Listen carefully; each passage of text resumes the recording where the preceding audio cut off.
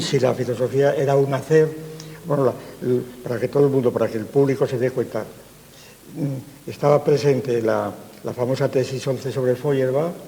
Hasta ahora los filósofos no han hecho más que saber, vamos a ver, sobre el mundo, pero lo que hace falta es hacer, transformarlo, ¿verdad?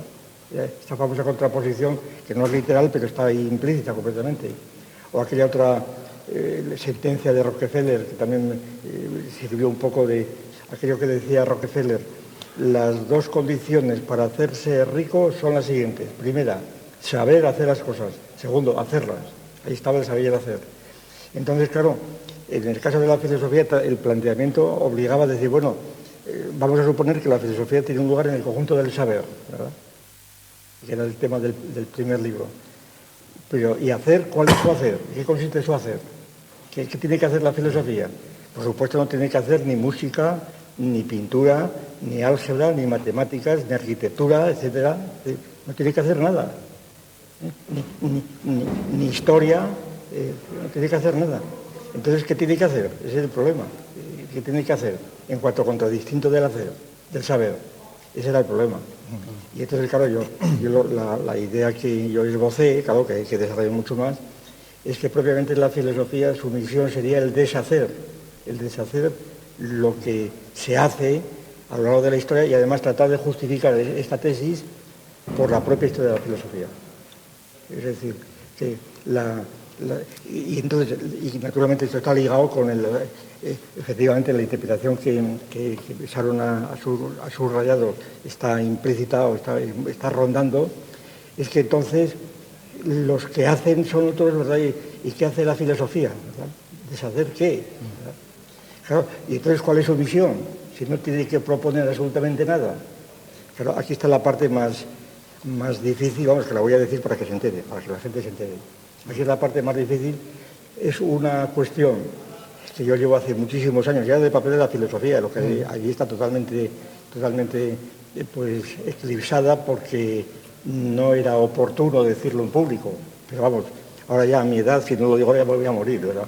Esa es la cuestión. Aquí el supuesto implícito más importante es que frente a la muy común, ¿verdad?, opinión de la filosofía como institución, de profesores de filosofía de todo nivel, la filosofía tiene por objeto pues educar a los ciudadanos para que sean hombres de provecho, vamos a decirlo así rápidamente, ¿no? Es una especie de educación ideológica de los ciudadanos en los principios de la filosofía perenne, cualquiera que sea que se escoja, con el objeto de que los ciudadanos sean hombres de provecho.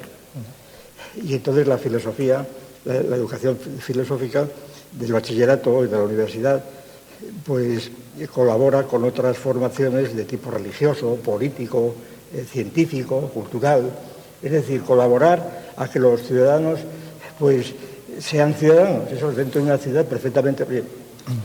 Suponiendo que todo el pueblo, sobre todo en una democracia, todo el pueblo pues puede realmente incorporar esos principios, igual que incorporar los principios religiosos, donde haya religión, los principios políticos o los que fueran, ¿no? Bien, entonces, y por tanto el papel de la filosofía en el conjunto de hacer sería universal. La filosofía debía ser universal incluso antes del bachillerato, ¿verdad? Bien, exactamente igual que se enseña el tráfico o lo que fuera. Claro, el supuesto implícito frente a esta supuesta concepción implícita del papel de la filosofía es que el pueblo, entre comillas, la gente en general, pues no le interesa la filosofía, ni la necesita, ni ahora, ni nunca, ni jamás. Es decir, todo el mundo es filósofo, cada cual tiene su propia filosofía, pero una filosofía en un sentido antropológico, en un sentido etnológico. Cada cual tiene su esquema del mundo. Ese es el punto de conexión. Pero realmente penetrar o profundizar un poco es lo que justamente no quiere. Precisamente el pueblo no quiere eso. No es que no quiere, es que no está por la labor, que es otra cosa, ¿no? Lo que quiere el pueblo es hacer o saber otras cosas. Y entonces esto implica inmediatamente que la filosofía, tal como se concibe aquí, es una cosa de élites, más bien. Y entonces, ¿cuál es su función? ¿Cuál es su función? Si es una cosa de élites, porque no es para las élites, ¿cuál es la función social? La idea era más o menos esta. La función social es muy grande porque se trata de moderar, se trataría de moderar los peligros tremendos que tienen las grandes filosofías mundanas, las grandes ideologías religiosas, políticas, científicas, de convertirse en fundamentalismos, en donde el pueblo las toma completamente al pie de la letra y entonces cree en ellas como si fueran verdades eternas, ¿verdad? Pues como puedan ser, para poner ejemplos, como puedan ser, pues qué sé yo, ideologías religiosas, políticas, el humanismo, la ciencia, ¿verdad? La ciencia como objetivo último. Es decir, estas ideologías son, a mi juicio, peligrosísimas y si no tienen un freno limitador de ellas, que sería el de la filosofía, pues entonces estaríamos completamente desarmados. Es decir, la función social es muy grande, pero siempre, según la tesis en cuestión, siempre desde un punto de vista no ya solamente crítico, sino pues qué sé yo, triturador, para emplear la palabra que hemos utilizado muchas veces. Lo cual esto naturalmente pues no satisfará seguramente a muchísimos colegas, ¿verdad? De ninguna manera encontrarán que, por supuesto, no satisfará tampoco a las autoridades encargadas de adoctrinar al pueblo. Pues claro, esta demolición de la filosofía supone poner en cuestión no solamente las ideas tradicionales de tipo teológico, sino también las ideas tradicionales acerca de la ciencia, del progreso de la humanidad, acerca de la democracia, acerca realmente de todo lo que nos movemos. Y entonces se decía, bueno, ¿y qué fin tiene esto? Pues sí, pues evitar, para decirlo rápidamente, el fanatismo a que está el pueblo siempre sometido o expuesto ante las enseñanzas ordinarias, ¿verdad?